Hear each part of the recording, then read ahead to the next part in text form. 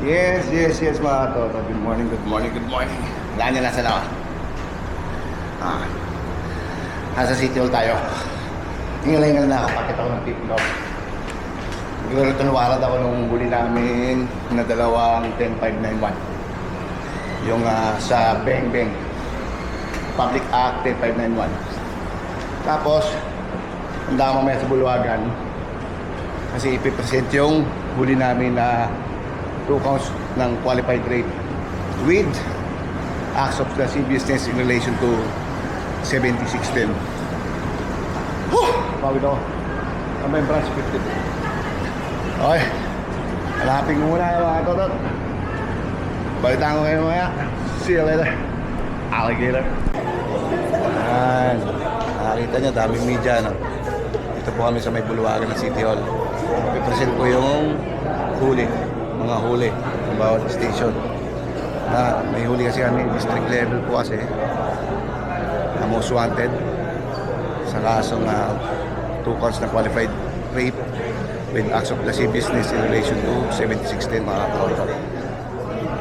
Ipresent lang dito ni Kiyon Park Station na may mga media. Piling media rin si Chetba. Who will commit, and I hope not, criminal activities in the city of Manila, beware. No matter how long, no matter how far you are, the Manila Police District is directed by yours truly to go after those who committed crimes, and as if baka yung iba na mga tulongges, baka pinagtatawanan pa yung Manila Police District. Iba na po ulit ang Manila Police District niyo. We'll go after you. Today, Vice Mayor Chichi and I will present to you particular individuals here. Dito sila lahat. Dali-dali na.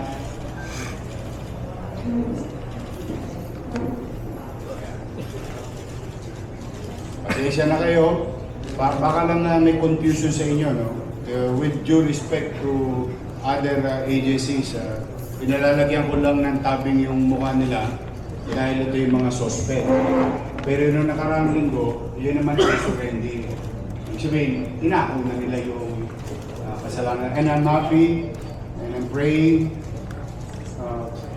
for the soul of Mr. Cabrera, because of the effort of the Manila Police District and Councilor Awisia and Barangay Chairman Junicio and the family of the suspect.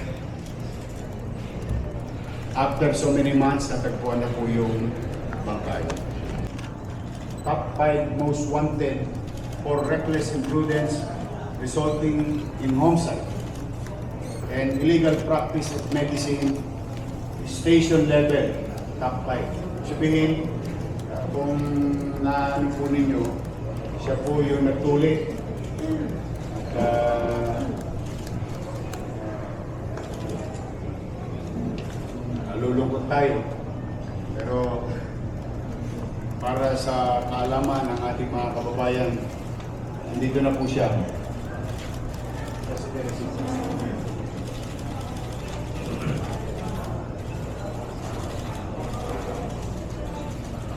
Mo na lang sa mata ng batas. I hope mag-itakpan halos sila yan.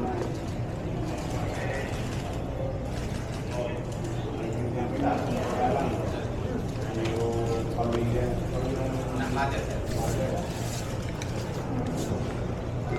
kayo nang bahala. Kasi ito'y arestado na. Kung pinumaka ng hustisya, nasa sa inyo na po yun. Anong pangalan mo? Sarigol.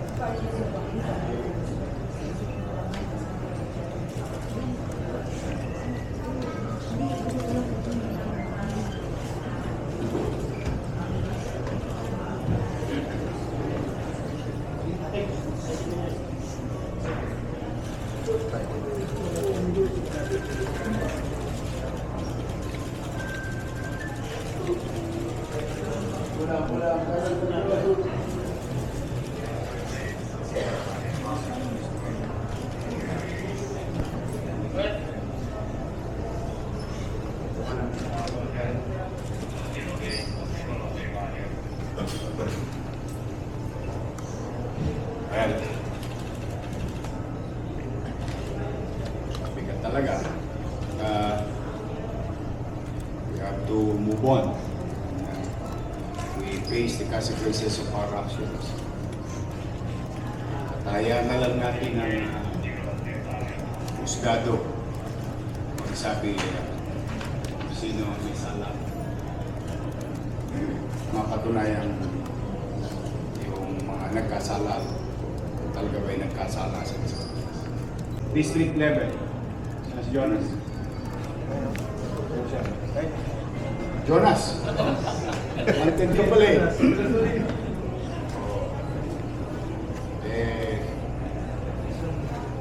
Na-arrest ko yan noong nakaraang linggo. Kaporal.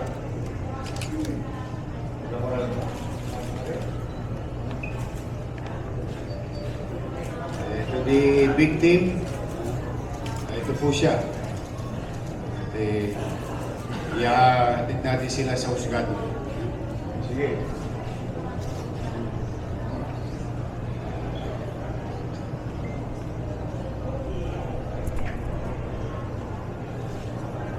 Sunod, Eddie Boy Sabiliano Poderes.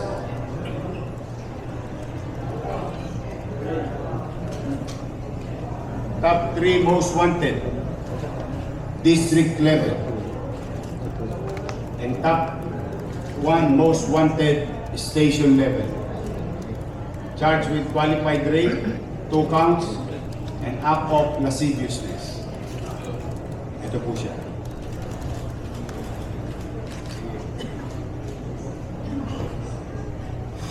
Ito po naman po, magandang istorya ito. Ito, another example, like the one that the Manila Police District DPI OU did last week about an 18-year case. Ito, mas matindi. I think this is 30 plus years. 30 plus years. And I'll give you some details of it. Yung ibang kasama niya, suspect, namaalam na sa tagal ng panahon. In fact, tumanda na nga siya sa tagal din ng panahon. Suspect, 63 years old. Siya ay taga Pulu, Pandan, Negros Occidental. Nakatira sa Cavite. Charged with murder. At ang kanyang arrest based on alias warrant of arrest for criminal charge 796 issued by Bago City RTC 62, Acting Presiding Judge Amsel L. Mercader on July 18, 2024. No bail recommended. Kailan nangyari? Asan na ito? Halika tayo. Kailan ba yung nangyari yung insidente? 33 years ago. 1990. O 35 years ago. Wala kami magagawa tayo kung hindi talaga nakikatupad namin. I'm now giving a directive to Given, Samonte and the team, the Manila Police District, na dalhin to kay Judge sa Bacolod. Ibabiyahin nyo ito sa Bacolod. Ito-turn over yan. Yung ibang mga kasama mo. Tagal eh.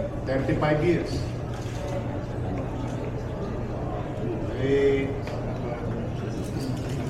Magkamukha rin siya. Yung kapatid mo, supposed din may kasalanan. Ganito po tayo. Hindi naman po husgado. At least, kung yan ang paliwanag mo, hayaan mo si Judge kung mag-desisyon. For the meantime, you are properly identified.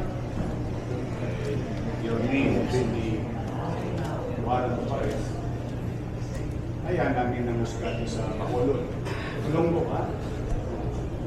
Bayan ka lang natin. receipt. Sige. I-ano nyo to. Ibiyahe ka agad. Huwag nyo nang patagalin. Ibiyahe ka agad sa aeroplano nyo na yan. Nakasakay ka na ba aeroplano? Isang beses. Kaya gagawin natin dalawa na.